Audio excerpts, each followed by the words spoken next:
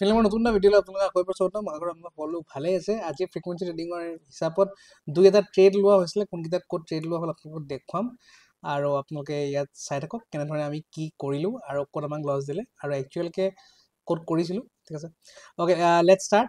আজি আমাক দুটা ট্ৰেড লৈছোঁ, দুটা ট্ৰেডতে আমাক লছ দিলে 4,300 টকা লছ দিলে। বাট ঠিক আছে, কালিৰ যোনটো প্ৰফিট আছিলে সেই প্ৰফিটৰ কিছু টকা আমাক লছ লৈ আজি মাৰ্কেটে গুচি গ'ল। এতিয়া কি হ'ল কি, ৰাতিপুৱা মমেণ্টাম যোনটো আছিলে, এই যোনটো ৰাতিপুৱা যোনটো মমেণ্টাম আছিলে এইটো মোৰ নিজৰ পাৰ্চনেল একাউণ্টত অলৰেডি কেপচাৰ কৰিলোঁ। ঠিক আছে, এতিয়া তাৰপিছত এইটো একাউণ্টত কৰিবলৈ আহিছিলোঁ। একচুৱেলি কি হ'ল, আজি বিশেষকৈ প্ৰব্লেমটো হ'ল কি, মোৰ যোনটো এলগো বা ৰবট যোনটো ট্ৰেড থাকে ন, সেই যোনটো ছেটআপ কৰিবলৈ জাষ্ট ওৱান ক্লিকত চব বস্তু হৈ যায়, মোৰ ষ্ট্ৰেটেজি এক্টিভেট হৈ যায়। সেইটো কৰিব নোৱাৰাৰ কাৰণে আজি প্ৰায় মোৰ নিজৰ একাউণ্টতো আৰু এইটো একাউণ্টতো কৰিবলগীয়া মিলাবলগীয়া হ'ল।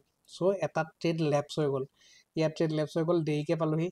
তাৰপিছত ইয়াত ট্ৰেডটো লোৱা হ'ল আৰু ইয়াত আমাৰ কি হ'ল, ইয়াত আমি ট্ৰেডটো লৈছিলোঁ ডাউন ছাইডৰ পুৰা টাৰ্গেটৰ কাৰণে, বাট যিহেতু ছাইডৱেজ হৈ গ'ল আমি লছত এক্সিট কৰি পেলালোঁ। তাৰপিছত আমি এইটো পুট ছাইডৰ আমি ট্ৰেড এটা লৈছিলোঁ, এইটো সৰু লছত আমি এক্সিট কৰি পেলালোঁ। নেক্সট ট্ৰেডটো লৈছিলোঁ আমি আপ ছাইডৰ কাৰণে, যাহাই আমাৰ ফ্ৰিকুৱেঞ্চি হয় কি, যদি ফ্ৰিকুৱেঞ্চি লেভেল হিচাপত যদি আপ ছাইডে ব্ৰেক কৰিছে আৰু ইয়াত আমি যদি অবজাৰ্ভো কৰোঁ অল টাইম হাইও ব্ৰেক কৰি ওলাই গৈছে। চ' ওপৰলৈকে টাৰ্গেট মোৰ আছিলে। চ' ইয়াত আমি আপ ছাইডৰ কাৰণে ট্ৰেডটো ল'লোঁ, বাট লগালগ দুটা 10 মানে লগালগ ষ্টপ লছ হিট কৰি পেলালে আৰু ইয়াত প্ৰিমিয়ামটো পটককৈ পৰি গৈছিল। চ' ইয়াত আমাক লছ দিলে।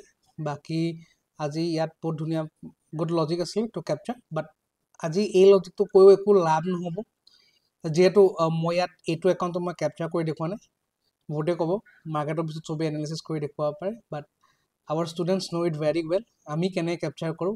আনকি আপুনি বিশ্বাস কৰক, আজি আমাৰ বহুত ষ্টুডেণ্টে এই ৰেলীটো কেপচাৰ কৰিছে, আমাৰ বহুত ষ্টুডেণ্টে এই ৰেলীটো ইয়ালৈকে কেপচাৰ কৰিছে, ইয়াৰ পৰা ইয়ালৈ ফলটো কেপচাৰ কৰিছে, ইয়াৰ পৰা এই ইয়ালৈকে গোটেইটো নকওঁ, ইয়ালৈকে ৰেলী কেপচাৰ কৰিছে। উই হেভ দ'জ ষ্টুডেণ্টছ। মই পাৰ্চনেলি অফলাইনত আমাৰ কথা পাতিছোঁ। এণ্ড নেক্সট বস্তুটো হৈছে পাৰিছে, ভাল লাগিছে, এইটো বেটছে বহুত ধুনীয়া কৰিছে, ভেৰি বিউটিফুল। ঠিক আছে, নিজে প্ৰাউড ফিল কৰোঁ। আৰু মোক যদি কয় মই কোনটো ৰেলী কেপচাৰ কৰিলোঁ, এই ফলটো কেপচাৰ কৰিছোঁ, শ্লাইড মোমেণ্টাম কেপচাৰ কৰিছোঁ, আৰু এই দীঘলটো কেপচাৰ নাই কৰা, এই পিছৰটো মই কেপচাৰ কৰিলোঁ। ক্লিয়াৰ, ক্লাছত গুচি গৈছিলোঁ দীঘলটো হৈ থাকোঁতে। ক্লাছ মানে বেলেগ এজন ষ্টুডেণ্ট আহিছিলে, তেওঁক দেখুৱাবলৈ, ক্লাছ নহয় এক্সট্ৰাকৈ ডাউট আছিলে, ডাউট লৈ আহিছিলে, দেখুৱাবলৈ গ'লোঁ। বাকী এইটো বহুত ইম্পৰ্টেণ্ট লজিকেল ট্ৰেড আছিলে, এইটো কেপচাৰ কৰা হ'ল। প্ৰিভিয়াছ ডে ক্লজিঙৰ ওপৰত ক্লজিং দিছে।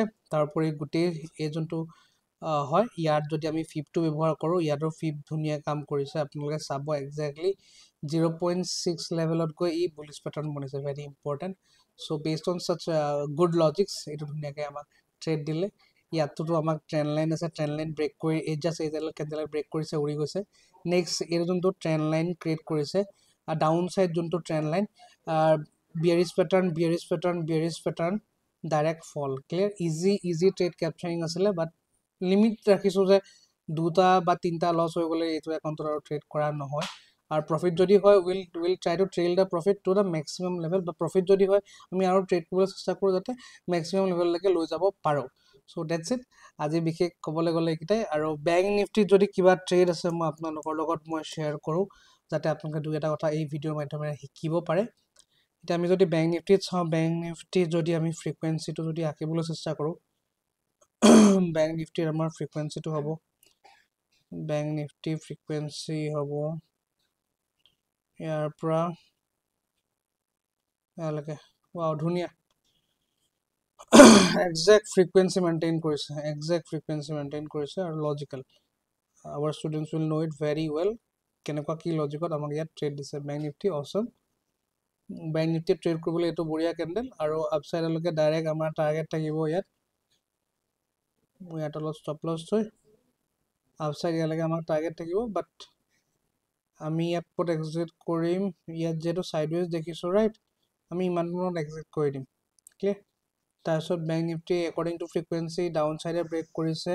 চ' ডাউন ছাইডে আমাৰ টাৰ্গেট থাকিব, ডাউন ছাইডে আমাৰ ইয়ালৈকে টাৰ্গেট থাকিব। আনফৰ্চুনেটলি আমাৰ ইয়াত ষ্টপ লছ হিট কৰিছে, আমাৰ ইয়াত ষ্টপ লছ হিট কৰিছে, যাহে ষ্টপ লছ হিট কৰিছে back to the same target. ফ্ৰিকুৱেঞ্চিত কি হয়, এটা লেভেলত আমি তিনিটা ট্ৰেডত লছ খালে আমি আৰু ট্ৰেড নকৰোঁ দিছ was the last and the third trade যোনটো আমাক ইয়াত ছাকচেছ দিলে একজেক্ট টাৰ্গেট ইয়ালৈকে দিলে ইয়াত গৈ ৰিজেকশ্যন লৈ ক্লজিং দিছে according to super levels logic আমি ইয়াত ওলাই দিম ক্লিয়াৰ নেক্সট আমি আৰু এটা ট্ৰেড ল'ব পাৰোঁ যোনটো আমি ট্ৰেইল অফ কৰিলে আমি একদম নেক্সট লেভেল কেপচাৰ কৰিব পাৰোঁ ইয়াত যোনটো পেটাৰ্ণ লাইক ষ্ট্ৰাকচাৰ বনাইছে ইভিনিং ষ্টাৰ পেটাৰ্ণ ঠিক আছে ইয়াত আমি ডাউন ছাইডৰ ইয়ালৈকে আমি কেপচাৰ কৰিব পাৰোঁ ইয়াত ধুনীয়া আমাক দিছে আৰু ইয়াত কেনেকৈ দিছে টাৰ্গেটটো দি অলপ আঁতৰি দিছে মানে ওলাই দিয়ক আপুনি দৰকাৰ নাই চ' উই কেনট কেপচাৰ দিছ বিগ ফল কাৰণ আমি এটা লজিকে ফ'ল' কৰোঁ ইয়াত ধুনীয়াকৈ আমাক ছেইম লেভেল মৰ্ণিং লেভেলৰ পৰা ৰিজেকশ্যন লৈ যাহাই এইটো হেমাৰ ওপৰত ক্লজিং দিছে আমি ইয়াত সৰু ট্ৰেড এটা ল'ব পাৰোঁ